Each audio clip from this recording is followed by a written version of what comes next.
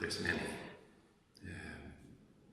Probably the most obvious challenge, maybe it's not the highest one, but the most obvious one is about generating the resources required to maintain the platform and to create the mechanisms necessary to receive, to translate, and to transform the knowledge that's being produced through applied research around the world into practical, practice-oriented support to the local governments, to the local government stakeholders, and to the other stakeholders who are supporting cities' aims to become more resilient.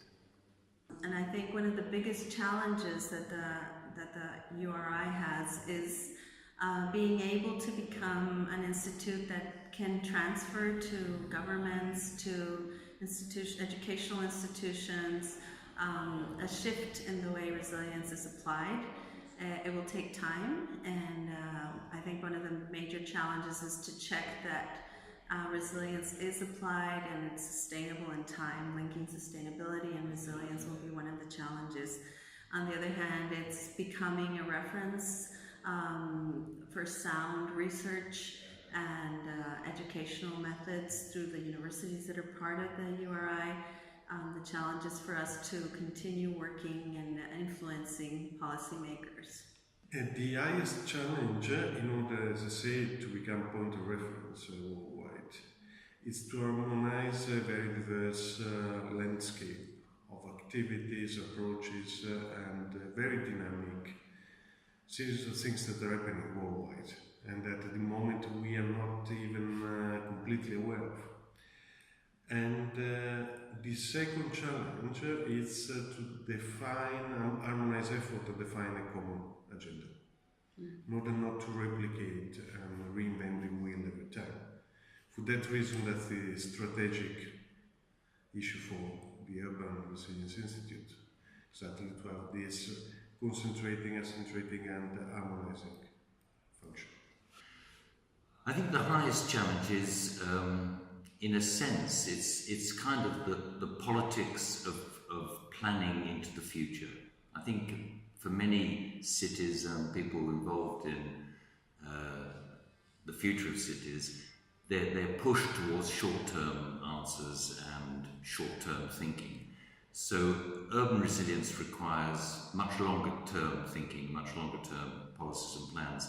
And I think that's often a very big challenge to both politicians and professionals and local administrations. So it's quite a tricky thing for cities and for the planet as a whole to think about urban resilience in the future.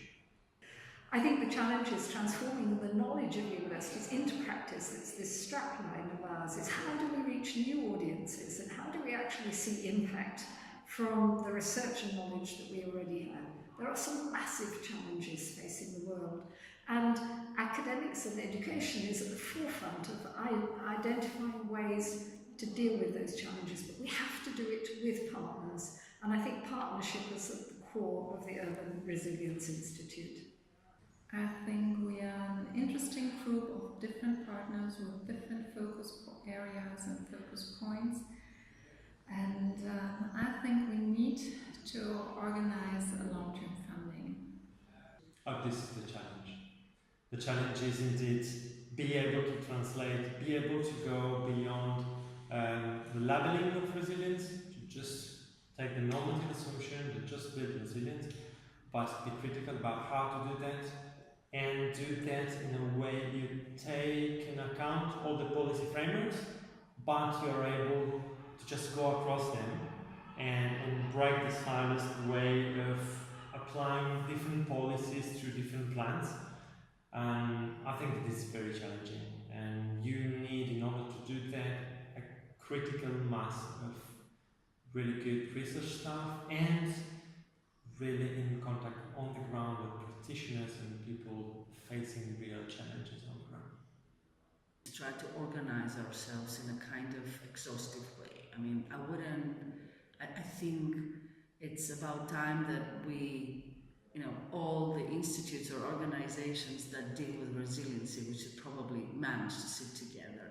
And understand what we're doing. It seems like there's some, quite a lot of initiatives, and including this name. So it would be interesting to find ways to make that more systematic, and also to communicate that to the world. I think it's a challenge for me. I think the highest challenge that we all have is finding really the cases that need to be studied, the people who are the most affected, the most vulnerable communities, how to map them, and how to effectively channel our intellectual capital and channel those resources to help these communities, I think is something that URI will be essential to help at.